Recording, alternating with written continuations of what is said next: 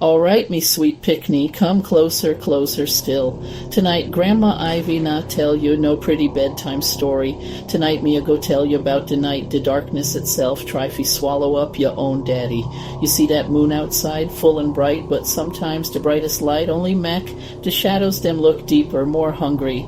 That night, the moon was a wicked eye in the sky, watching everything. We used to live way out in die bush, where the only company you had was the crickets and the breeze whispering secrets through die cane fields. No electric light, just the kerosene lamp and the stars, and sometimes that quiet was so loud it could drive a person mad. That's when the old stories, the ones about the things that creep and crawl and don't belong, them start to feel like them right outside your window. Your daddy, bless him heart, was a wild Pickney, always running off, always looking for trouble. One evening, the sun was bleeding red and purple cross the sky, and him decide him want fi go down a die river. Now die river, it looked so innocent and die day, cool and inviting. But when the sun gone, that river turned into a different ting altogether. The old folks always warned about the river mama with her long black hair and that golden comb, sittin' pon the rocks, humming a tune that could pull the soul right out of your body. And the duppies, the restless ones, them loved the water's edge, waitin' for somebody fi stray too close, fi offer them a cold, cold embrace. I tell him, boy, if you step 1 foot near that river after dark, you a go regret it. Him just flash him cheeky grin, promise him wouldn't, and the very next minute me turn me back, him gone, my heart dropped straight to me belly, cold as ice. A mother always know when something bad a come. That feeling, it cling to you like a wet shroud. Hours crawl by, slow and heavy like a funeral procession. The moon climb higher, and the shadows stretch out like long bony fingers. Me call him name over and over, me voice sounding thin and lost into vast darkness. Only the crickets answer, and the wind it start from moan like a suffering soul. Your grandpa was away, so it was just me, alone, the fear growing inside my twisting me gut. But me couldn't just sit there. Me had fi go find me Pickney, even though every single bone in me body was screaming, "Fee, me, fee, lock de door, and hide under de bed."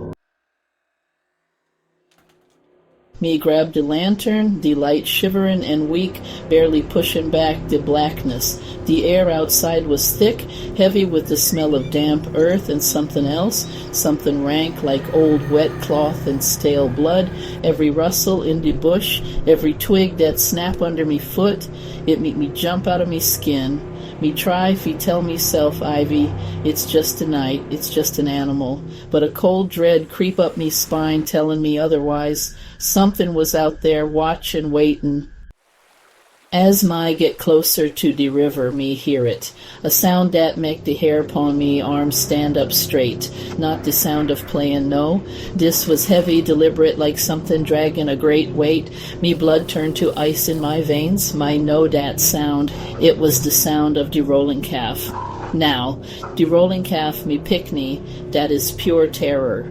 It's the spirit of a wicked, wicked person, somebody who did evil in them life, maybe a butcher who loved fi shed blood, and when them dead, them come back as a monstrous calf, bigger than any cow you ever see, with eyes like 2 burning coals, red and full of pure malice, and it drag a heavy rusty chain behind it, clanking and scraping on the ground, chasing after anybody foolish enough to be out after dark. If it catch you, it'll just hurt you. It will suck the life right out of you, leave you a hollow shell, an empty husk. You won't even have a story left to tell. Me want fi turn and run, fi scream until me throat raw, but me son was out there, somewhere in that darkness. So me grip the lantern so tight me knuckles turn white, take a deep shaky breath and keep walking.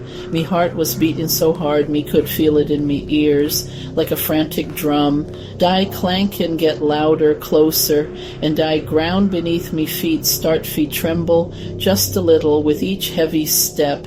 Then through the thick tangle of trees me see it, 2 fiery red eyes, burning holes into blackness in a massive shadowy form, moving with a terrible purpose towards the riverbank.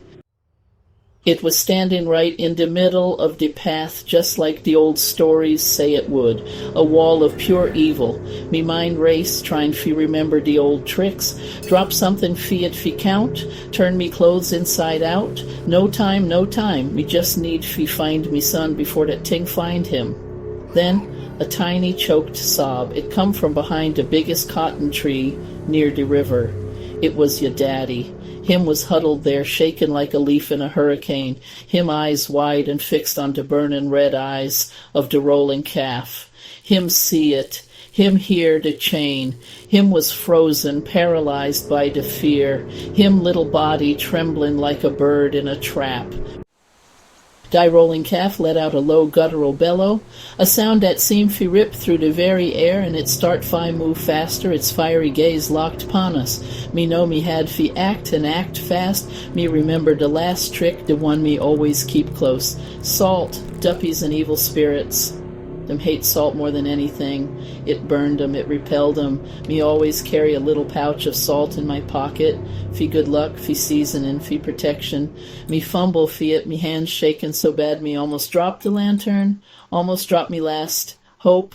Me pull out the pouch, rip it open with me teeth, and with all the strength me had left, me fling the salt straight at the monstrous form. As the white crystals hit the ground, a sound that was not of this world tear through the night, a pained, unearthly shriek like 1,000 souls in torment.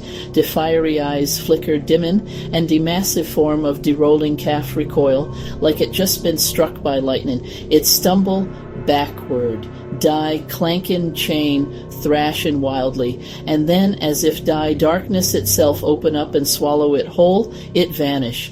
Die silence that follow was even worse than die noise, a heavy, suffocating blanket broken only by you daddy's ragged sobs. My rush to him, pull him into me arms, hold him tight, tight, tight. Him was still shaken, but him was safe.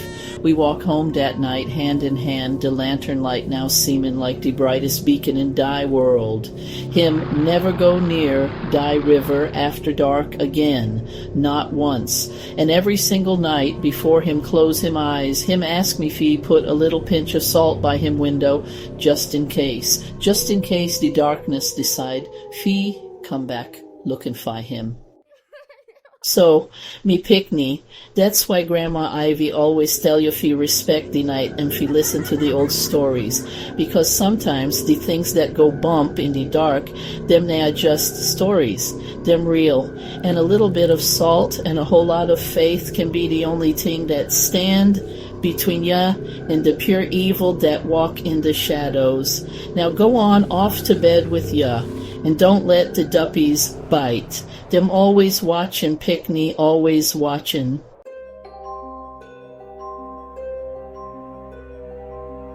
Alright, big up Unu Selfie watch this video, and a big up to Unu fi the support Unu gimme son. Keep the viewership coming.